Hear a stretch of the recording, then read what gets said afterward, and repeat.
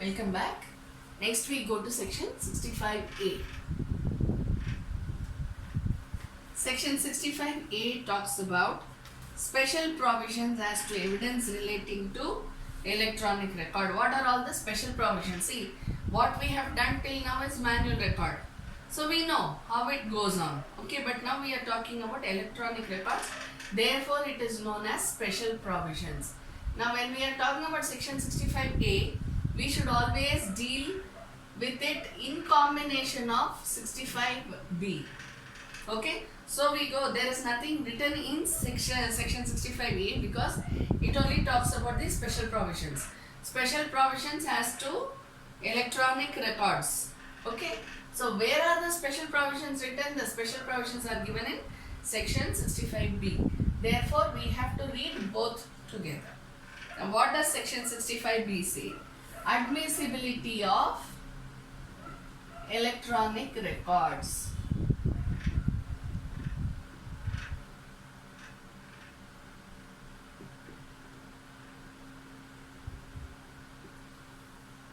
Admissibility of electronic records. See, now when we are talking about admissibility, the basic concept of having special knowledge,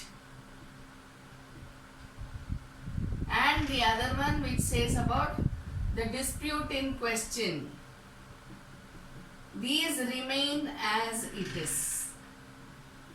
These two remain as it is, but we see it in another viewpoint. That's all. Okay. So what we see here, let us just deal one by one. Where any data is input, stored, maintained, and then the last stage, output. Input, storage, maintenance of records, and output of the data which has been fed into the computer. So these are the most important, these are the important things which you should see. See, you read this along with the special knowledge and dispute in question. Understand?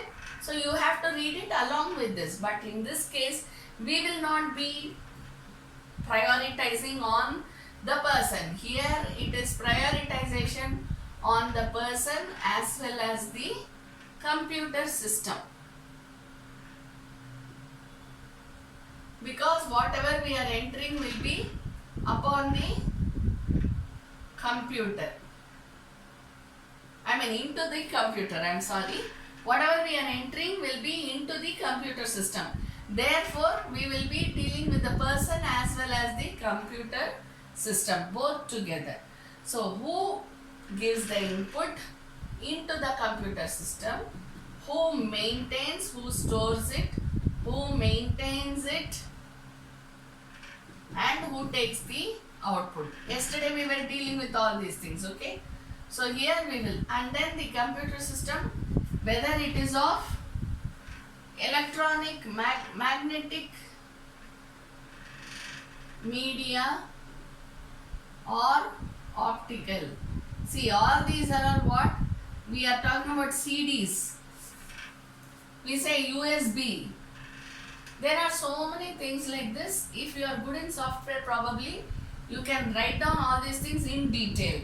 Okay? So we have CDs, we have USBs, we have pen drives, whatnot. Nowadays everything happens via electronic media. So this computer system, whether it is by magnetic media or optical, what we have to see is along with the person we see the computer system.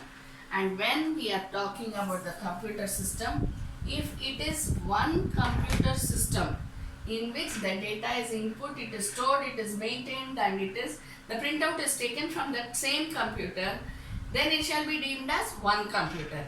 But where data is input, stored, maintained, and output is taken from numerous computers. Numerous computers. Then what? All those computers which are related to the facts in issue or relevant facts shall be deemed as one computer. one computer system. Where, see, for example, we have BPOs, we have so many call centers which are working, right? So once one person calls up and says, this is my if I have a complaint against some customer service or something like that, I call up the customer service people and say, this is what I have the complaint. So this one person will be taking it as the complaint, and then he will be passing it on to the other person who does the input of the complaint. Then it will pass on to the other person who stores it. Then it will pass on to the other person who will see to it that he sends the repair person to my house or to my office. And then he will maintain the data saying that so and so person has gone to our house and done whatever is the repair. Therefore, this is the feedback. Then the last person will take the output. So where all, right from the complaint that I give to the call center up to the output that is taken by them, there are 1, 2, 3, 4, 5, 6 computer systems which are involved in one complaint. Therefore, how will the numerous systems will be treated as one system for the purpose of Evidence Act.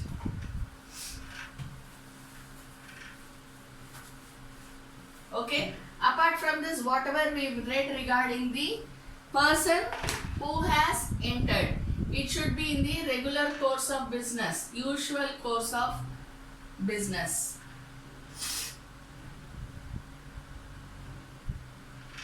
It should be in the performance of duty.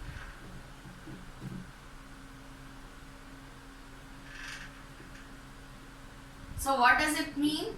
It should be by the authorized person on the authorized computer system, unless permission has been given to give it to any other computer system for the input or the output or the storage. Understand? So you have to take a combination of all the facts into this while considering this electronic record. So what is important is you have to look at the person as well as the computer system. As far as computer systems are concerned, these are all the rules which relate to the electronic records. Okay.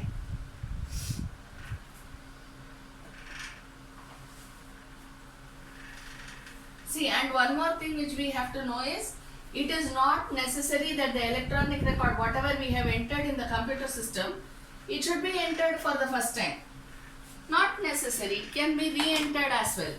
If I am sending, for example, if I am sending one mail, okay, I send it to so and so person. That so and so person sends it to the other person. As I told you the example of the call center now. Same way this also works. So, this computer system is the original input. This is the reproduces. This computer system reproduces it. But still it shall be deemed to be a relevant computer system as far as electronic record is concerned. You understand? So it is not necessary that where the original entry is done, only that computer system shall be relevant. No.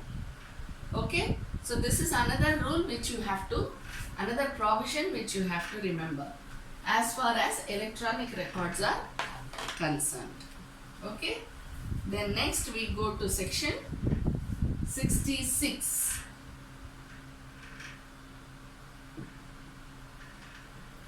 It talks about rules as to notice to produce.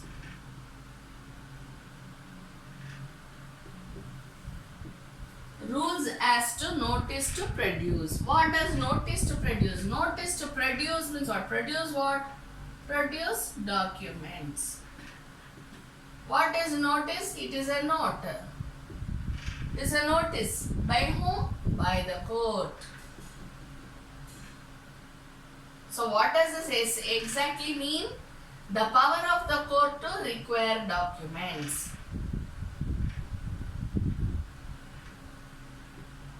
Send notice to either party for production of documents.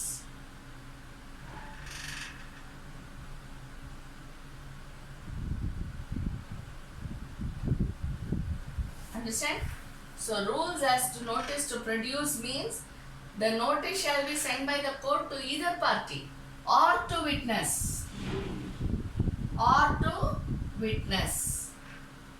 for production of documents. For example, we were reading in section 65 where the court documents may be, it may be in the possession of somebody else, it may be in the power of somebody else, right? So the other person has to produce it, am I right? Or maybe the original is with another person, certified copy is with me, something like that, then I can request the court to kindly direct the other party or the witness to produce the document. So now let us see what are all the rules relating to this sending of notice. Rule number 1. Okay. So anywhere where the documents are missing or it is in another person's possession or there is an additional document which speaks about the document which has already been produced, there may be so many such instances. In that case, the court has the power to order for production of documents. But where such notice is not needed, that is where we will be dealing with. Where it is not needed. Okay, when the document itself is a notice.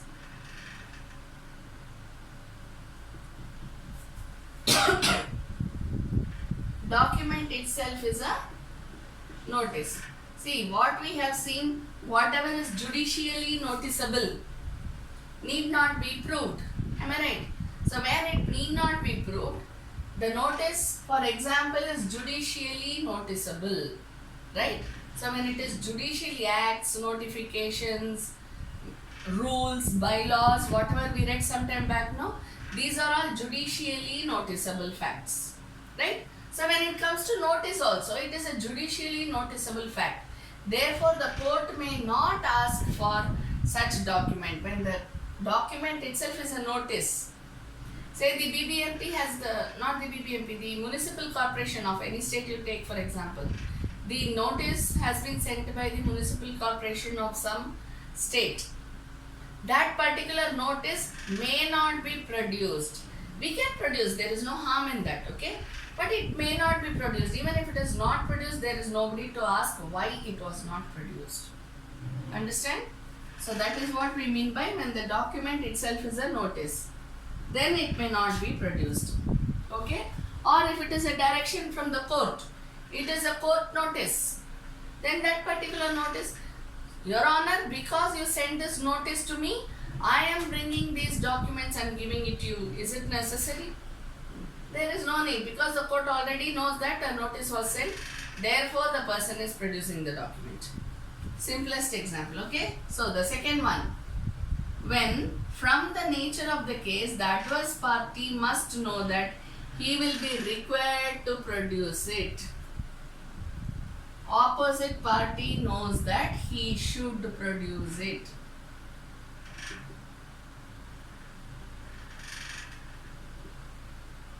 When the opposite party knows that he should produce the document.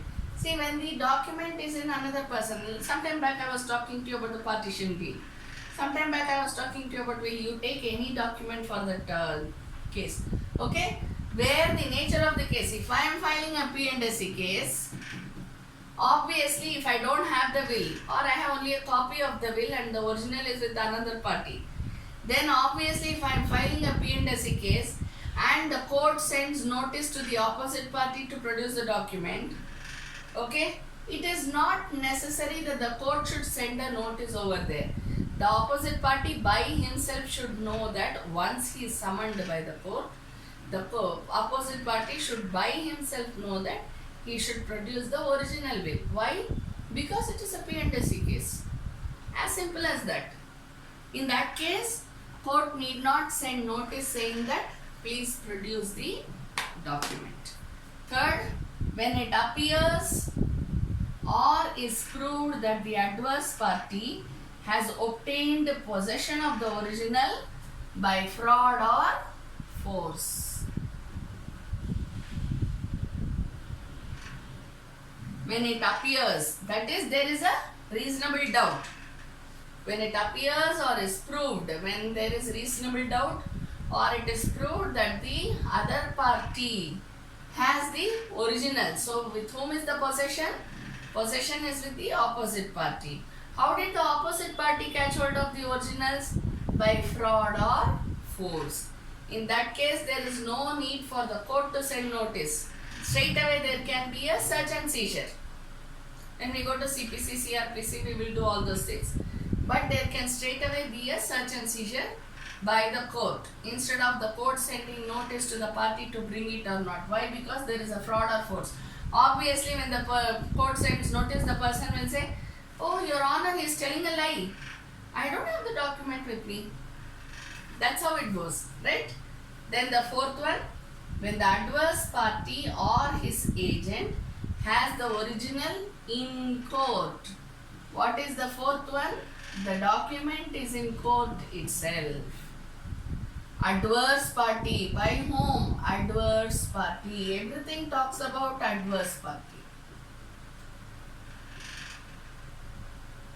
If the party himself has it, then there is no question of the court sending notice. But if the opposite party, the adverse party has the document, but the document is in court.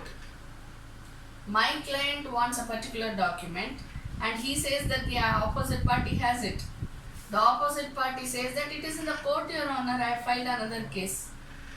Okay, there are lots of instances where one person files a case and ulta we file a case against the person on the same grounds, right? So the adverse party has the, or his agent has the document in court itself. It need not be the same court hall. It can be any other court, any other state, anywhere in India or abroad. Okay. Then the fifth one, when the adverse party or his agent has admitted to the loss of document. Who has lost the document? Adverse party or his agent has lost the document. And such party admits to it, "Sir, I lost the document." Then also court need not send notice. There is no purpose of sending notice, am I right? Sixth one, when the person in possession of the document is out of reach of or is not within the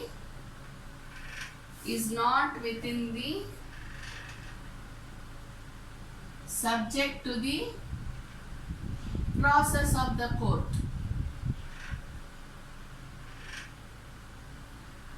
He is out of reach. When we call up somebody, it will be the person is out of reach or not reachable. Same way, here the opposite party is out of reach or is not subject to process of the court. That means what? The person is beyond the jurisdiction. Remember anything? You must remember, right?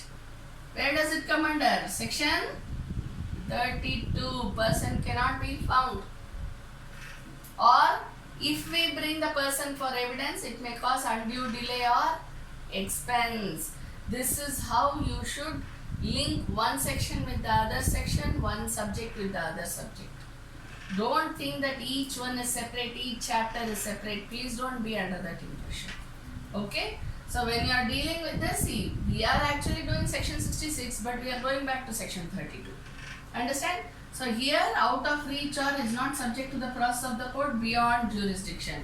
When the person is beyond jurisdiction, his address may be known, may not be known. Right? So he comes under the beyond jurisdiction category. So in all these cases, there is no need for the court to send notice for production of document. Okay? We go to the next section.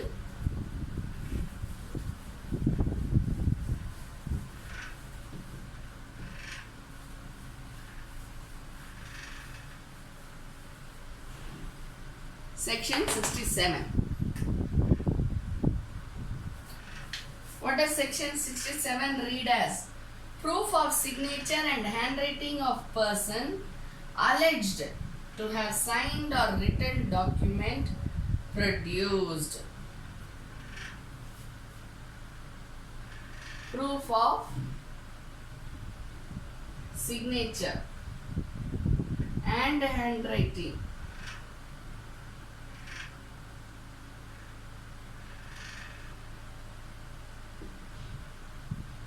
of person alleged to have signed or written should be produced.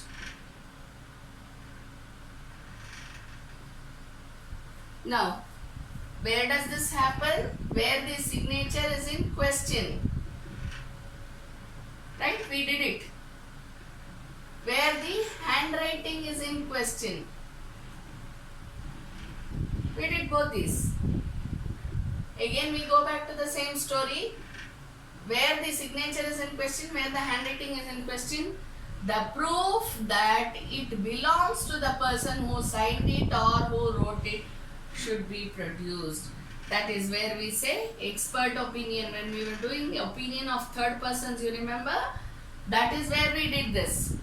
When I was telling you that a will is written by so and so person but the handwriting or signature is in doubt, then the letter which was previously written was produced and both were compared by the by the expert, and he said that it doesn't match.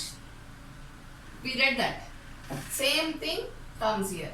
When a person's signature or handwriting is in question, alleged to have signed, there's an allegation. Yes, Your Honor. See, for example, in check dishonor cases, most common. In check dishonor cases, what we do is, we say that the signature, is this your signature? And he says, yes, it's my signature, but I have not signed it. It's a case of forgery. Right? Or he will outright say, this is not my signature. Then we will have to prove, we have to take some other document and prove that, no, Your Honor, this particular signature is his. Understand? So in that case, the proof of the signature or handwriting alleged to have been signed by the person who is alleged to have been signed or written should be produced so that we can make our case strong. Clear? Then we go to the next one, section 67A. Proof as to digital signature. See, here you have to think of the expert opinion. Go back to the previous sections wherever we have read it and write the answer. Okay, so when you are writing an answer about the handwriting or signature, when it is given, a case study is given, you have to combine those sections along with these. Understand? Proof as to digital signature. This we have already done. How will the proof be got? By the certifying authority. When the certifying authority says, yes, it is his signature, it is her signature, then there is a proof that the digital signature has been put by the person. Okay? Unless the subscriber says that it has not been, there has been a forgery of sorts, not exactly forgery.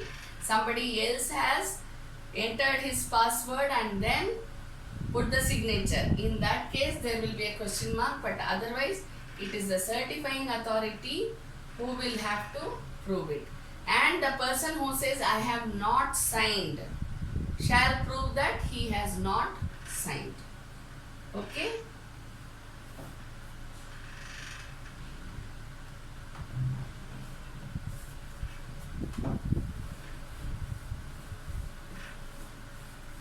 As you already know, the burden of proof first falls on the person who makes the allegation. So if I am making an allegation on behalf of my client saying that so and so person has affixed his digital signature, burden of proof first lies on me and then moves on to the other party. Am I right? You should keep all this in mind so that it will become easy for your mains exam. That's it. Then we go on to the next section, which is quite simple. Section 68. What does it say? Proof of execution of document required by law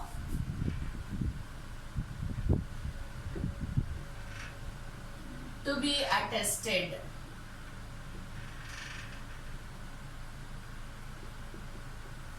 Proof of execution of document required by law to be attested. That means what?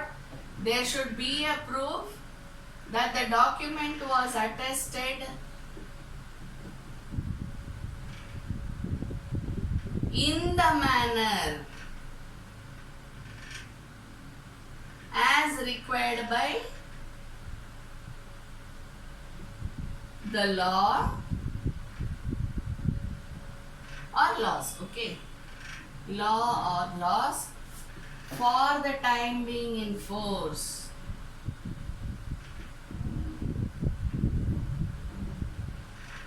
See, for example, earlier there was nothing like they have a computer and you will be entering all your details in the computer. You will have to keep your thumb impression. They will take a photo of you. Nothing was going on in the sub-registrar office. Am I right? At the time of registration of documents. It was simple that the parties used to sign, whether it is a fake or forgery or what, we have no idea. That was how it was. So at that time, if you show me a sale deed which belongs to the early 90s or 80s, I would say that the document has been duly executed. Why? Because there is the signature of the parties, there is signature of the two witnesses, done. But now, if you show me a registered document which has only the two signatures of the parties and signature of the witness, I will not say, okay, everything is right. I will not tell you that. Why? Because the execution of document is not done as it is needed now by the law for the time in force. In early 90s and 80s, that was the course. Okay, that was the law. But now it is not so. So there will not be, it will not be treated as valid proof. Clear? This is what I wanted to tell you. You should be very, very careful when you are dealing with this. So you should know how it was earlier, how it became later. Though, see, at the time of your exam or something, it will not be asked. But when you become a judge, you should have the awareness about what was and what is. Understand? Thank you.